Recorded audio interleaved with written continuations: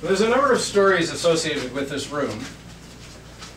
I will tell you one of the more simple ones, and that is when the building was abandoned for a while, this room became filled with dirt. Things were falling, the roof was caving in, the floors were caving in,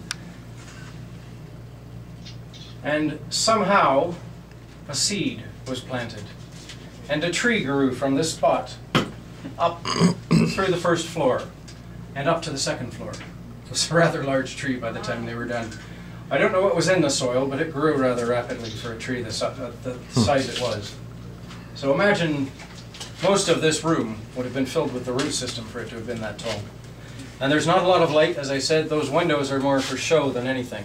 There's a grate above the windows because they are below the ground. So there's very little light that comes through that window at the best of times. Now, there are a couple of other stories associated in here. One of the small boy we told you about before. He's been known to be seen on these stairs, sitting with his head in his hands, being rather bored, as a small child will, when he's nothing better to do. The stairs do not go anywhere. They are closed off at the top. The door is nailed shut.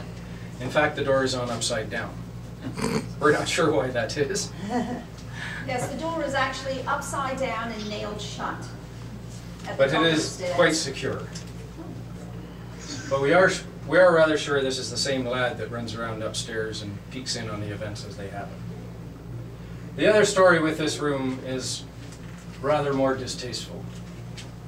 It was the scene many years ago, back, I believe, in the late 1800s, and may in fact have been at the time that it was being used as a shelter.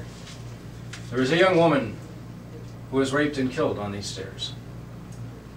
And her body, rumor has it, is buried in the backyard. So another spirit that is linked to this house. Yes, I believe